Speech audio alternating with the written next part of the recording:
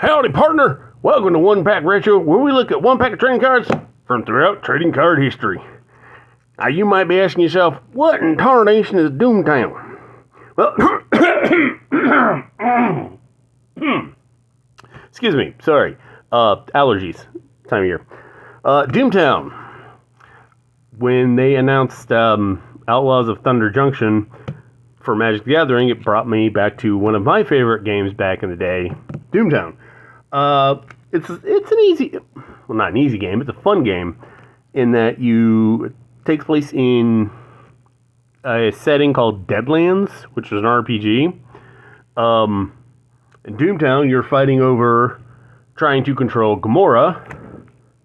No, not that one.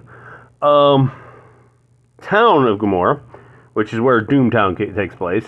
You get Ghost Rock, you gather up a bunch of dudes.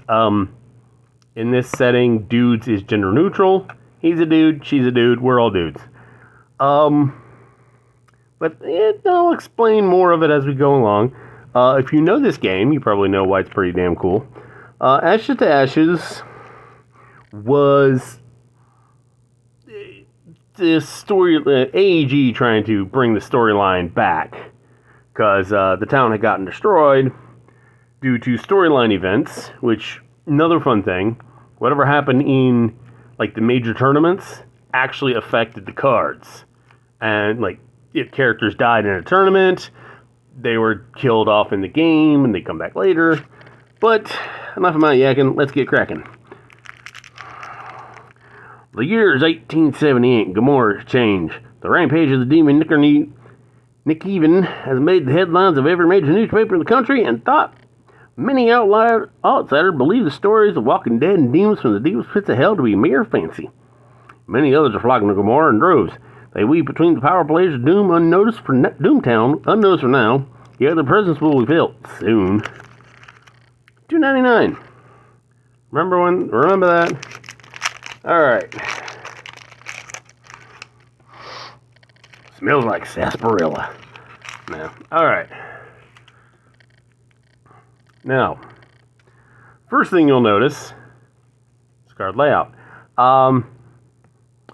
Instead of normal, setting up pit characters and having them fight, what you do is you get your gang together, and each one would have either a draw or a stud. Careful. Which would influence, like, if you could draw more cards, or if you could redraw cards, and what you try to do is get the best poker hand. So, that's what that was about. Anyway, this is a hand cart. I believe it's an item. It doesn't cost anything. It's a,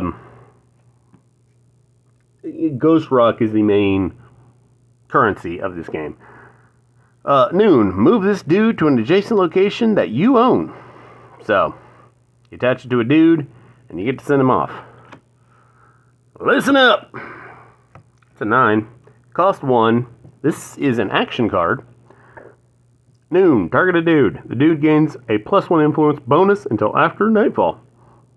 We'll get to that in a moment if we ever get a dude. Yes, we got a dude. Gandy Dancer. It's non-unique, which means you can have as many as you want. This guy is a draw. We get to draw 1 extra. His influence is 0. Now, influence is how you take control of the city.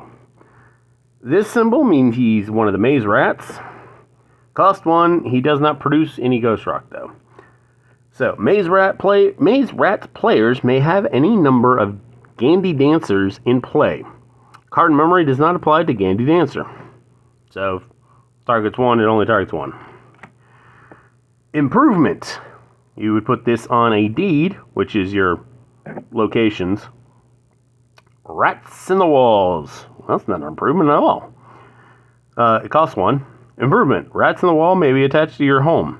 Harrowed dudes, which are dead, aced at in this location, killed. Killed, essentially. Do not perform a harrowed pull. Essentially, you'd pull, and if your number was, I think, less than their harrowed cost, because it'd be like harrowed 5. If they were less, you wouldn't have to kill them. You wouldn't have to ace them. You don't have to send them to Boot Hill, which is the discard pile. But if you didn't, they're gone. Speaking of deeds, we got Roadhouse. It is 1 influence, costs 2, does not produce any Ghost Rock. Public, out of town. Well, basically, you play it to gain influence. Now, the only way you can have influence is, like, if you are at the location. So, yeah, you gotta have a dude there to do stuff. Spectral Visitors.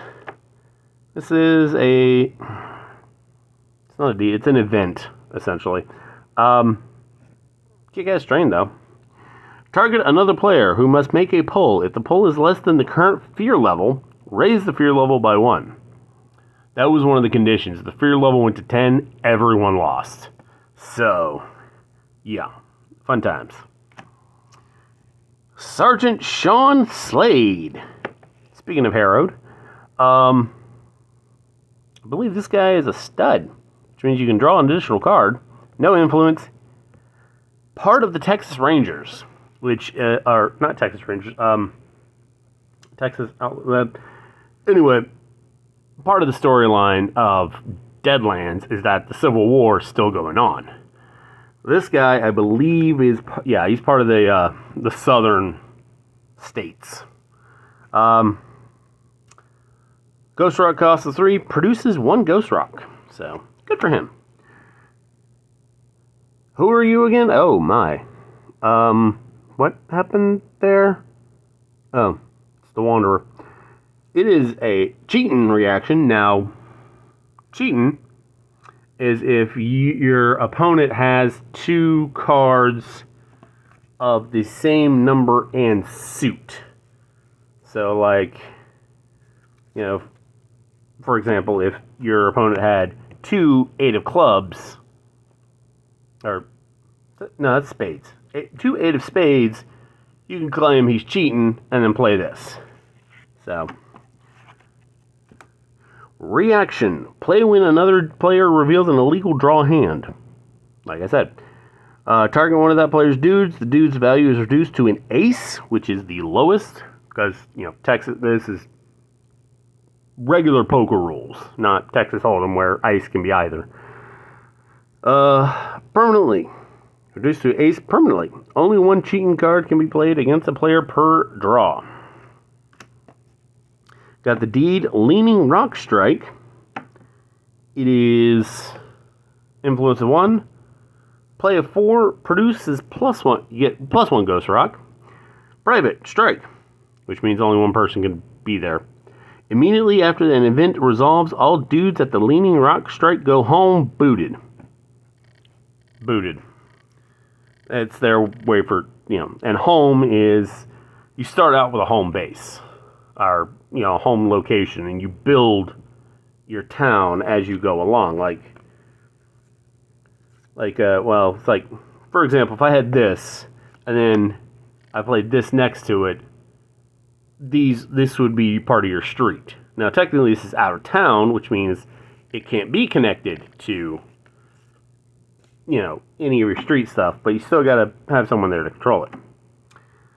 Cedric Watley. Oh yeah, they're in here too. 0 draw, 1 influence. Part of the Watleys, which is that symbol. Pay 4, does not generate Ghost Rock. Harrowed and Huckster 0. Now, Huckster is a spellcaster, and if you want to cast a spell, you have to basically draw a card, draw, say that, and that plus the Huckster score has to be equal to or greater than the spell's effect, because it'll say, if I got a spell, I'll show you. If not, if it's greater than it, they pull it off, just like in the actual RPG. If it doesn't, ooh, bad things happen. That might be a Lord of the Rings reference there. Got Tea and Tobacco Shop, deed. It is, you pay 6, put into play, +1 Ghost Rock, public, which means anyone can be there. When the Tea and Tobacco Shop enters play, Get any 3 cards from your deck and or discard pile and put them face down under the shop. If the shop leaves play or changes ownership, ace the cards under the shop. Owner, Noon. If you are the controller, which if you have the most influence at this location, you're the controller. Pay 5 Ghost Rock to take a card from under the shop and add it to your play hand. Simple enough. Oh, we get a Ghost Rock. Huh. I don't remember this. But, yeah, well, back in the day when Pinnacle had it, along with L5R, they would have these little, Ghost Rock. And if you collected enough Ghost Rock, which you got 1 per pack, you could trade them in for special cards through their magazines that they had. It worked like Kool-Aid points, essentially. But you got some really cool cards. I know I got some for L5R back in the day. Because I saved up enough points. So, that was cool. Oh, speaking of spells, Astoreth's Rage. It is a Noon Spirit 7, which means I have to have someone with... Not Huckster. It's because there's Huck, there's Mad Scientist, which allowed you to build things, and I think Blessed was Spirit. Anyway, if you pulled and your blessing rating plus the pull was equal or greater, you could pull it off. So essentially, I'd have to pull minimum like a 7 if I had a 0 or a 1. So anyway, 0 cost out of the way. If this spirit succeeds, players may only discard 1 card during nightfall this turn. Events are not automatically discarded. Yeah, I think events you had to put into play automatically. Whiskey Flask. It is an item, 2-drop, attached to Whiskey Nick without cost. What if I have Whiskey Nick? Anyway, Noon, boot this dude and discard a card from your play hand to draw a card. Oh, Mad Wolf Striding. It's part of the Sioux Nation. This came out in 2000, by the way, so bear with me. I think this is the rare of the set. Anyway, he has a 2-draw, 2 influence, 8 cost 8, 2 generates 2 Ghost Rock. Shaman 1. Mad Wolf Striding may only attach a number of spirits. Okay, shamans are spirit. Up to twice his shaman skill. So he can attach 2 spirits. Reaction. When you attach a spirit to Mad Wolf Striding, you may draw a card from your deck. Ooh, that's pretty good. And finally, we got... Oh, no, you don't! It's a reaction. Costs nothing. Play immediately before a player wins the game. If that player has no dudes in play, the player does not win this turn, and play continues as normal until the end of the game. That player is always considered to have 2 fewer control points towards victory. Cumulative. Oh. Wow. That is quite literally a magic bullet right there. Play me before a player runs a duel. Still a run. We'll do the rundown because what I would play. That would be fun. Best 2, if you're doing best 2 out of 3, which usually that's how it goes. That would be a good thing to have in your side saddle. Your saddlebag, I believe, was what the side deck was called. Saddlebag. Or if it's not, I'm calling it that now. But yeah, that would be a good thing to have. It's Queen, so it's pretty high up there. It'll help you win stuff, and it's free too, so... I do like this. This, like I said, the Shamans cast Spirit. The Blessed, I think, are Prayer. And the Harrowed cast Huxes? They're Hucksters, so I think they just cast Hexes. Anyway, this guy's nasty. They're all around nasty.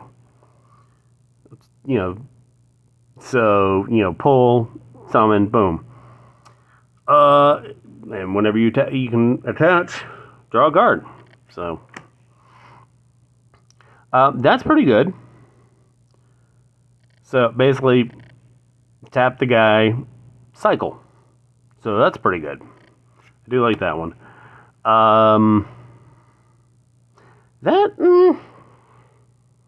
Only discard one card during nightfall this turn. Well, because I think you have to discard down to 5. So,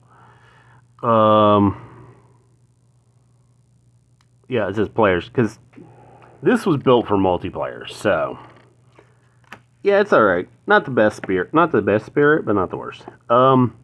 This was pretty good. As long as you control it, pay 5, and you get a free card. Or you get to draw an extra card. So it's a good deed. If you're running a magic deck, which is what the Hucksters were, I mean, you could do worse. If you're running Watley, you're definitely doing magic, which is another thing about this. It's a lot like, what can I compare it to? There's a lot of other games like, or feel like they're influenced, where you can only play cards of a certain type. Like, the only way I could play him, mostly, is if I were running a Sioux Nation deck. Because if I were trying to play him in another type of deck, he would cost more, But, that's not bad if you got people trying to take it over, because, but, yeah, everyone gets sent home.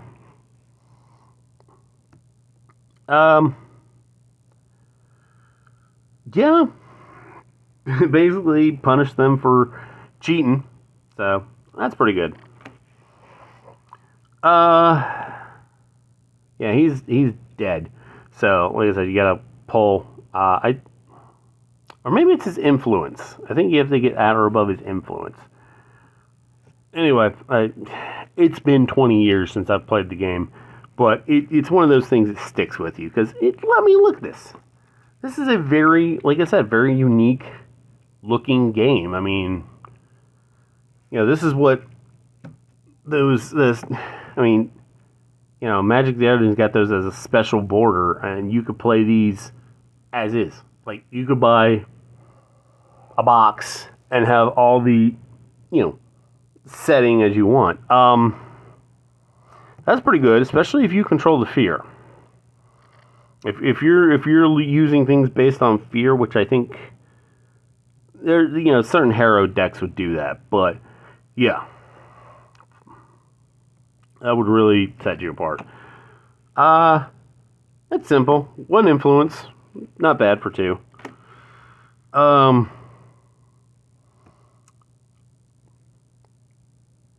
Keep your hero in this location, whatever location it may be, and you can keep them alive or unalive. I mean, they're not loud. You know what I'm saying. This is pretty good. Thing is, you can only have max of 4 in your deck, so, but you don't have to have that many. You can have the max of 4. That one's good to play if that would put you over to victory. So, because, nightfall is what determines it, which is cleanup, I'm trying to, because it's like 3 parts. There's like the beginning, there's noon, which is where like all this stuff happens, and then there's nightfall, which is like the cleanup phase. Anyway, this was pretty good. Put it as someone who's like, add it to him, and you can just move him to wherever he needs to be. By the way, this guy's my MVP. And that is Doomtown, and Ashes to Ashes, which was, unfortunately, by the time AEG got to it, it kind of lost popularity. I mean, it was going strong for like 4 years, but I mean, when it gets dropped and people are like, well, the game's not going anymore, it's kind of hard to. They did I know Fantasy Flights did a living card game a few years back. I haven't played it. Not really interested in it because, like I said, I looked at it. I was like, But like I said, this has got a feel. In any case, that is Doomtown, Ashes to Ashes. I will see you tomorrow. Have a retrotastic day.